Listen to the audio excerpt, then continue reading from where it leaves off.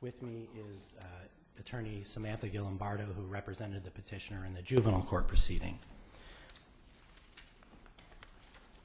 The courts shall be open to all upon the same terms. That's what this court said in 1916 in Bogny versus Perotti, calling that principle, quote, an essential element of equal protection of the laws. This petitioner, who was retroactively required to register as a sex offender because of a youthful indiscretion committed when he was 15, years before the sex offender registry even existed, was denied that essential element of equal protection when a juvenile court judge refused his request to conduct a relief from registration hearing, a hearing that Chapter 6, Section 178E, subsection F, guarantees to similarly situated juveniles. Could he have at any point in time sought the same relief from the SORB? He can, yes. He is eligible if 10 years without a sex offense conviction passes to petition the board for relief from registration. He can't petition.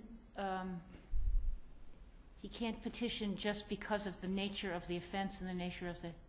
Absolutely not. Once SORB classified him as a sex offender, required him to register, his relief at that point was to seek review from a superior court judge, although the superior... Could he have sought it at that point? From a superior court judge, not from SORB. But originally, couldn't originally. he challenge his classification, Yes. essentially saying that I shouldn't have to register at all? That's correct. He could have. And that would have been before SORB? That's correct. With a judicial review afterwards? With a limited judicial review. Under the Administrative Procedures Act, the superior court's review is more circumscribed, certainly, than the the sentencing judge's discretion would be at a 178EF hearing. And so that review, we suggest, is not a substitute for this hearing. Juveniles, as I said, who are... Is it a different review than anybody else would get? It's judicial review. It is a judicial review, but the superior court is reviewing the SORB's decision for errors of law, for abuse of discretion. Yes, correct. Is the hearing, had he been entitled to a hearing in front of a juvenile court judge, would the hearing essentially have involved the same factors and applying the same standard as the SORB decision, as the original proceeding before SORB? That's not clear, Justice Spina, because 178E subsection F doesn't articulate specific factors in the same way that the regulations do for a SORB determination. I would think that similar factors would be considered by the sentencing judge, but it's not as clearly articulated for that particular type of hearing. Is there anything in the record that indicates that judges decide that people have to register less often than SORB does? Anything in the record? No, there is nothing in the record, and I don't know what those statistics might be. Does the legislative history tell us anything about whether they considered equal protection issues?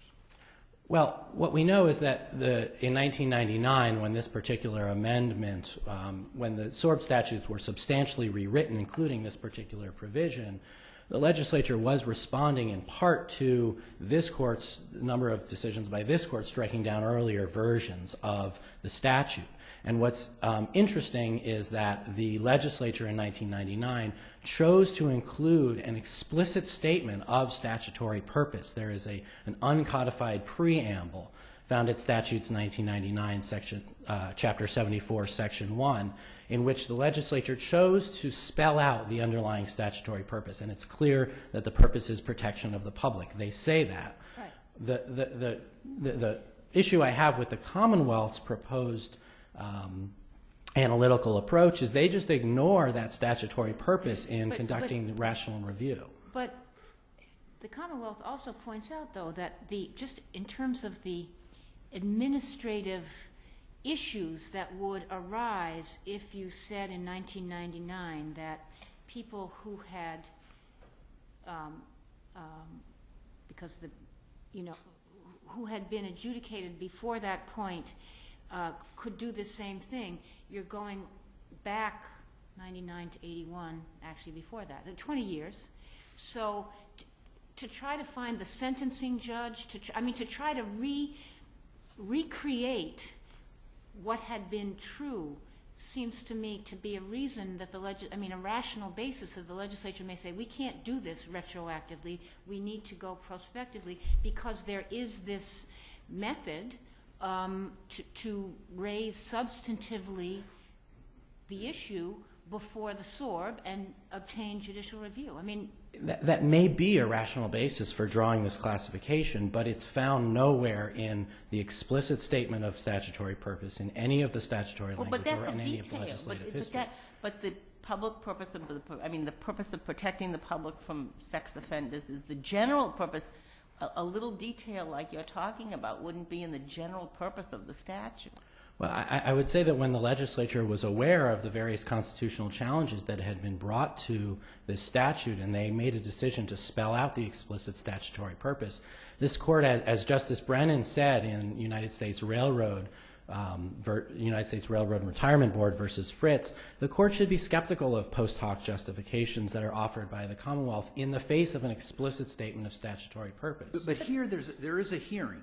Everybody gets some kind of a hearing. And if we were to say that the burden of proof were on the juvenile in a hearing before the juvenile court judge, just as it is in SORB, would your position be the same? My position would be the same because some people get more than one hearing, whereas the petitioner would only get the one hearing before the board. So regardless of what the burdens of proof are, some individuals who perhaps committed the same exact offense as this petitioner would be entitled to more than one hearing, more than one opportunity, and in this case an opportunity before a judge who made a decision not to sentence the individual to immediate confinement, likely taking into account the relatively minor nature of the offense. Now, we've decided, haven't we, that this statute may be applied retroactively?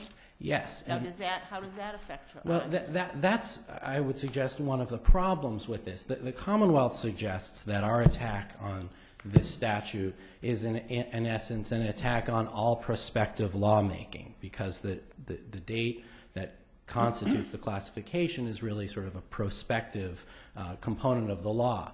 Where I disagree with that is that this is in a very real sense for individuals like the petitioner a retroactive statute. It reaches back. It requires individuals like him who committed offenses well before this statutory scheme even existed and requires them to register, and yet at the same time it denies to those individuals this particular type of hearing that others who committed the same offense going forward are entitled to.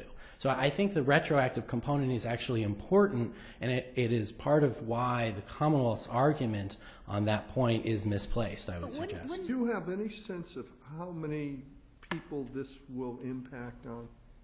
Well, what I know is that the retroactive nature of the SORB statute reaches back to convictions or adjudications from a particular date in 1981. It's August something, 1981, but it would obviously go back earlier than that, because it's that if you got released after that date, I think, is what matters. That's correct. That's the definition of sex offender, whether you committed a certain... So we're talking about a large number of... Yeah, that's correct, but potentially. And if you prevail, then let's say thousands and thousands of people, you would say, would have a right to have a judicial hearing. Correct. Before having the SORB Act.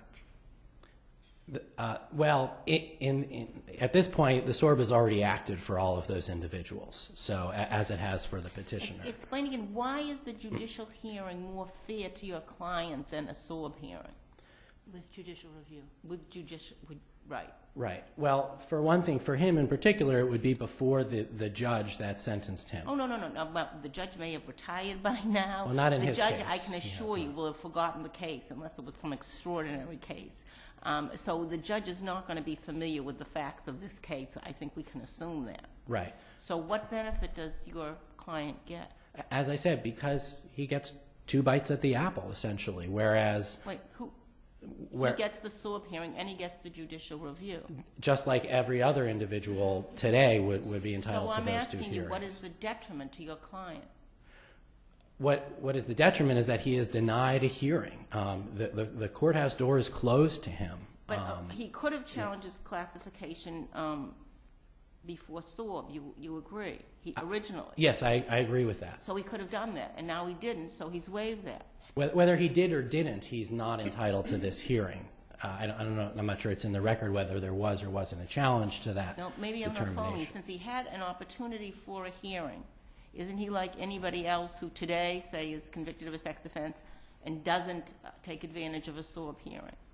No, because he would have two, if he was sentenced today, he could petition the judge. The judge could say, well, if the judge said yes, that would be the end of it. If the judge said no, he would have the right, when he got classified, to ask SORB for the same relief and then get review of that. So he would have. Right. That's correct. So let me go back to a question Justice Ireland asked. You've got thousands and thousands of people out there. You suggest, well, these are likely already classified by SORB. Either I mean, they maybe there are are a few that haven't been, but they would presumably be violating the law if they hadn't registered. And if they were given notice, correct. They were given notice. So for all of those people, are their classifications now void and they now have a right to go back? I don't. So what's the implication? No, for all we're these- not. I'm not suggesting that their classifications are void. I'm suggesting that if they do as this petitioner did, which is come back into the court and file a motion with the court before which they were sentenced, requesting a hearing, they should be entitled to that hearing. I'm not suggesting that their current classifications are void. The Smith case dealt with this precise problem, is that right? It did, although it was dicta in Smith because the court there said that the issue had been waived, it hadn't been raised below, but it went ahead and discussed the matter anyway. And I would suggest that the Smith case was wrongly decided, partly because they did rely on this principle that the Commonwealth suggests that this is somehow an attack on all prospective lawmaking.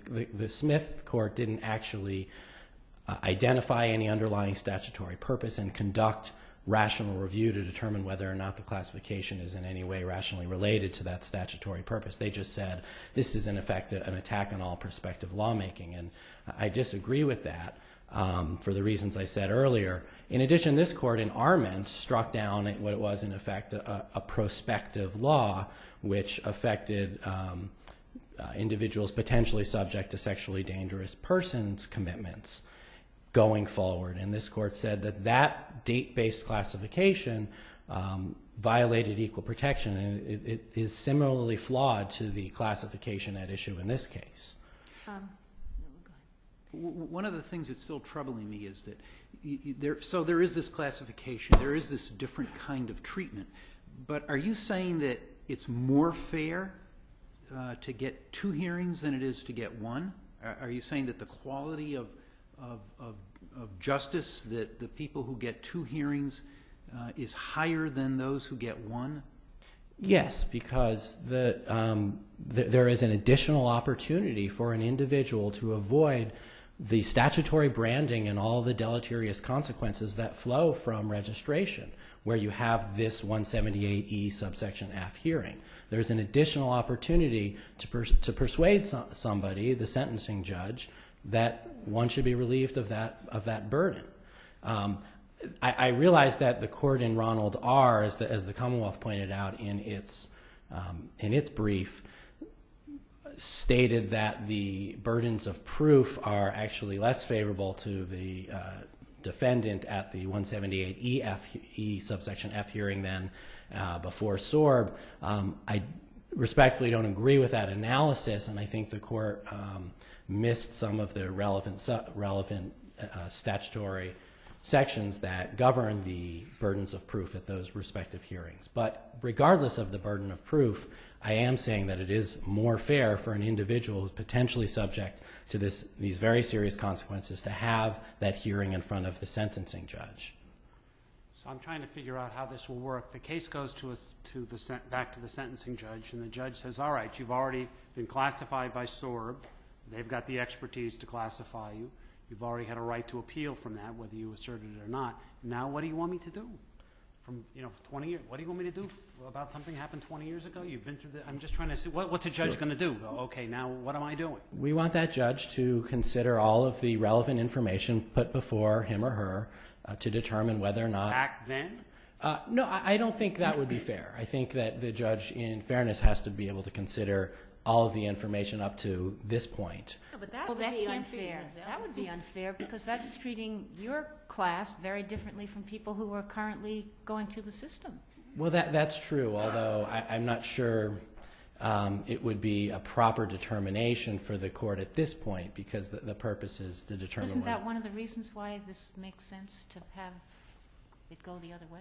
Well, again, I don't think that that rationale is rooted anywhere in the legislative language or the legislative history, and I don't think the court can ignore the explicit statutory purpose that the legislature chose to spell out. But I'm sorry, but it would seem to me, how does the giving the hearing by the judge support or not support that legislative purpose? It doesn't have anything to do with it, does it?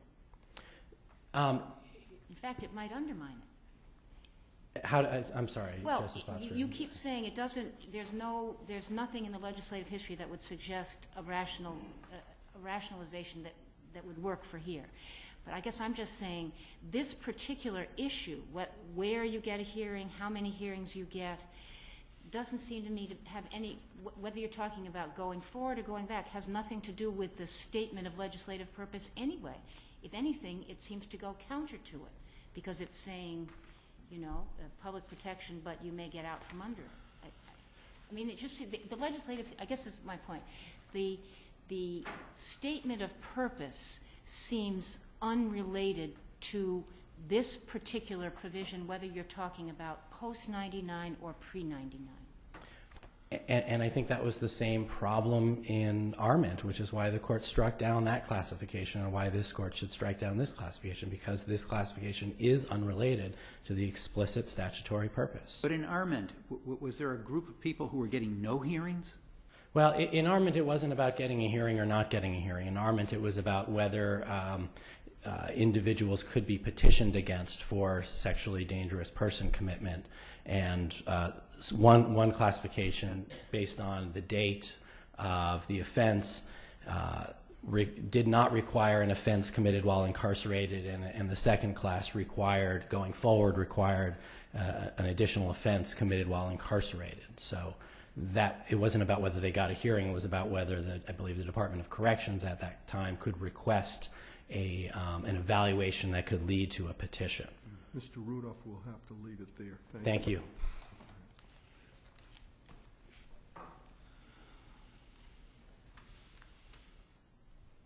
Good morning. Ellen Lazar-Moore for the Commonwealth.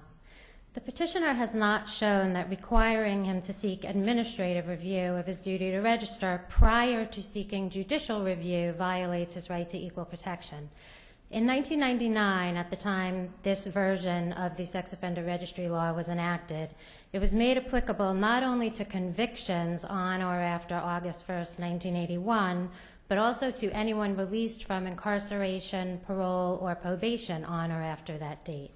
The legislature made a rational choice to require sex offenders convicted during this more than 20-year period prior to the effective date of the statute to go directly to the Sex Offender Registry Board, both to register and to seek relief from registration, where this board was created for the sole purpose of registering sex offenders and reviewing claims for relief. This was a rational way for the legislature to balance the rights of sex offenders against public safety concerns, also to use resources efficiently, and to prevent overburdening the courts with more than 20 years' worth of petitions for relief from registration, in many cases of which the petition would be presented to a sentencing court that had no memory whatsoever of a case that was decades old. By contrast, the legislature... Would you help me here with something which I should know? Let's assume somebody has been a sex offender, say, in 1985, and they're a level 1. Some period of time has passed, but they don't meet the specifications in 178G. can they seek a hearing before the SORB and say there's a change in circumstances, and I would like my level 1 dropped and have no duty to register? My understanding is that there are several different points at which somebody could challenge the duty to register. The first point is during the initial classification process Let's assume for whatever reason they didn't do that.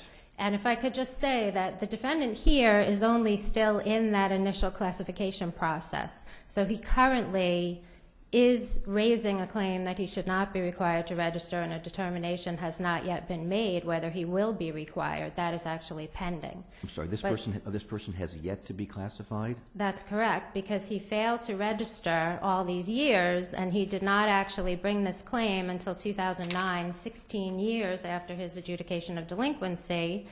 And then for the first time, he went to SORB to begin the registration and classification process, and that initial process under 178L is actually still pending as to him. So are you saying this appeal is not properly here, that he has yet to be classified?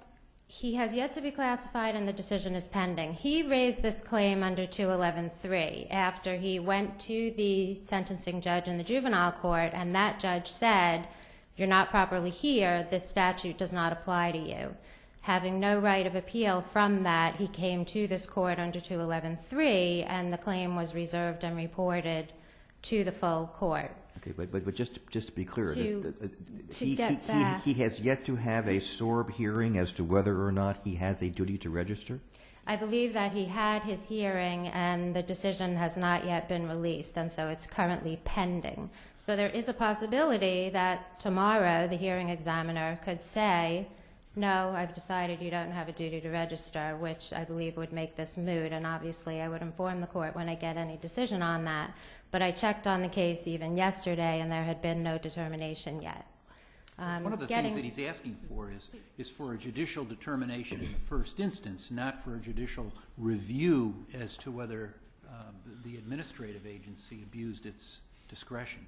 Yes, Your Honor. And first I would say that it's a large assumption that that would be more beneficial to him because, as Mr. Rudolph noted, this court explicitly stated in Commonwealth v. Ronald R. that at that hearing before the sentencing judge under 178EF for those people to which that subsection applies, the burden of proof is actually on the offender to prove his eligibility for relief from registration, whereas before SORB, the burden of proof is on SORB to prove that the person must register and then to justify the classification level. Of course, it's interesting that the legislature did not provide a similar remedy for people who have been convicted in, say, the district court or the superior court to have a judge determine in the first instance, but instead decided to only have the juvenile court judges make this determination. Oh, no, Your Honor. It's They can do it applicable to any in all courts? 178EF applies to anyone convicted or adjudicated delinquent on or after December 12, 1999. But certainly the legislature made a rational choice as to the people convicted for more than a 20-year period prior than that, not to have all of those people suddenly rush into court in 1999 presenting petitions for relief from registration to courts where many sentencing judges would have retired, died, and certainly would not have memories of these particular cases unless the facts were something completely outstanding. Do you raise the issue of mootness in your brief? No, because it is not yet moot because the decision hasn't been made. No, but may it not be right then at this point? May it be unright at this point because he doesn't know yet whether he has a duty to register? But what he was seeking review of was the sentencing judge's refusal to hold the hearing under 178E. I do agree that if SORB determines that he has no duty to register, then the case will be moot because the relief that he was looking for, he will now have been granted. But what he was seeking relief from or review of was the fact that the juvenile court judge refused to hold the hearing that he was looking for under 178E. Is the first time that assume one is classified and has to register somehow, I mean, at level 1. Yes. this back to Justice Kane's question. The first time that a person can seek to get out from under that is 10 years, is that right? Under 178G, after 10 years without a sex offense conviction, the person can petition the board for relief from registration. Or after 20 years, it will automatically terminate the obligation to register.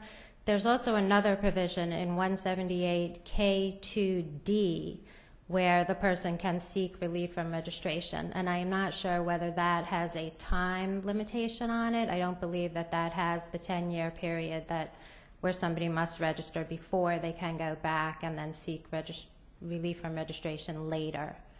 But as to what the petitioner is claiming here regarding the sentencing judge holding a hearing, in this case 16 years after the adjudication of delinquency, the petitioner has not shown that it violated his right to equal protection for the legislature to determine that for people in his position convicted years prior to the effective date of the statute that created that right to that hearing before the sentencing judge, it was a rational choice for the legislature to determine that all of those people should go directly to the agency created specifically for this purpose. Well, what about, can this petitioner go to petition the board from relief for registration under this provision where, that if person is found guilty after 10 years without a sex offense, he can petition the board for relief? Can he do that?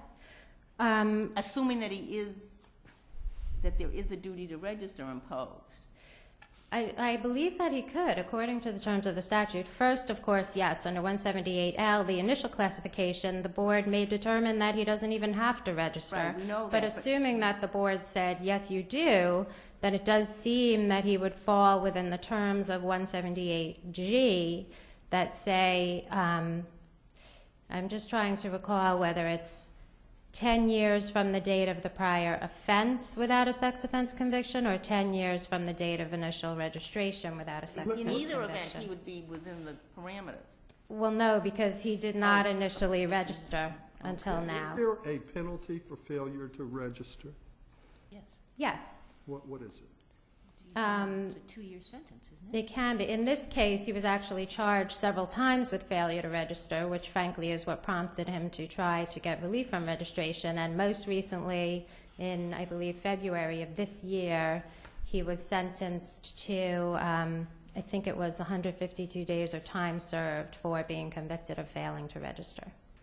Could you don't mention Commonwealth versus Armand in your brief, and the defendant places a fair amount of weight on that. Is there a difference here that we should understand?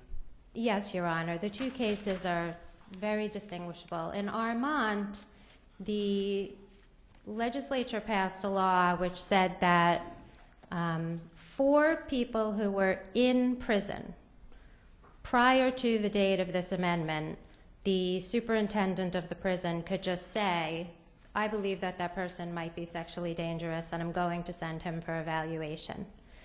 After the effective date of this legislation, the person had to have committed sexually assaultive behavior while in prison. The date on which the standard turned was actually the date of conviction. It wasn't the effective date of the legislation. So this court said there's really no rational basis for saying that somebody convicted on September 1st, 1985 can be sent for evaluation based on nothing more than the superintendent's whim, whereas somebody convicted the very next day now has a higher standard and it is more difficult to commit that person as a sexually dangerous person. Whereas here, there are very good reasons for, and the court has pointed out several of them, for determining that prior to the effective date of this statute, people who were convicted over this more than 20-year period should go directly to SORB, the agency whose job it is to register sex offenders, and then they can have judicial review as of right of any adverse decision. By contrast, it was certainly rational to believe that a sentencing judge, for people convicted on or after the effective date of the statute, the sentencing judge would have the most current information about this offender and his or her crimes and could efficiently make the decision in the very first instance whether this person was eligible for relief from registration. So that is not a distinction that was just a randomly chosen, arbitrarily chosen date with no meaning. It was based on the fact that this statute reaches back to people convicted more than 20 years ago. And rather than having all of these people rush into courts with petitions Do based you have on... any idea how many people we're talking about? I don't, Your Honor, but I would guess that it's in thousands. And rather than having all of these people come to court with petitions in these very old cases that judges would have no memory of if these judges were still on the bench, it's certainly more than rational to have them go directly to SORB to seek this relief from the board, where the board has the burden of proving that they must register and what their classification level is, and then they have judicial review available to them if there's an adverse decision. But isn't there, isn't there a logical disconnect? This gentleman in 2007 was found guilty of failing to register. He's now charged again with failing to register, and you're telling us that there has been no adjudication by SARB that he has a duty to register? No, everyone is presumed to have a duty to register, and he was notified, at least in 2005, if not before that, of his duty to register. You must go in and at least, I think they call it like pre-register during the classification process. The board makes a recommendation as to what your level will be, if you have a duty to register, and if so, what your classification level will be. You may then accept that, or you may ask for a hearing at which you will litigate the issue of whether you should have to register and whether that's the appropriate level for you. So everybody must register. He was notified of his duty to register, and he failed to register. So He's it's sort now of a in the temporary duty. It's sort of a temporary duty to register until the board decides whether you have to permanently register. right. If you decide to challenge it, I mean, if they notified him of his duty to register and what the recommended classification level would be, and he didn't respond or he didn't challenge it, then he would be accepting that, and then he would have the duty, and that would be his level. If he seeks a hearing challenging that, then that issue is litigated, and then a hearing examiner makes both determinations, and that is what's pending. Does the charge here of failing to register apply to the fact that he never went initially to SORB to register, so that then it wouldn't be moot regardless of what the decision is that's made now, because he's charged with failing to go there in the first place, which is something already accomplished. He didn't do it. Right, although this is not his appeal from his conviction of failing to register, Right. and he did not appeal from that as far as I know, but he has the right to take a direct appeal from that. That's a different issue than whether the sentencing judge 16 years later should have given him a hearing on whether he should be relieved from his duty to register. I guess the core question, though, is do you agree that in terms of due process, there must be a means for somebody in this gentleman's position to be able to adjudicate whether he has a duty to register? Absolutely, and there is. And he's taking advantage of it at this moment. And if he does not agree with the decision of the hearing examiner, then he has a right to judicial review of that decision under Section 178M. Requiring him to first seek relief from the board before getting that judicial review is not an equal protection violation. Thank you, counsel. Thank you.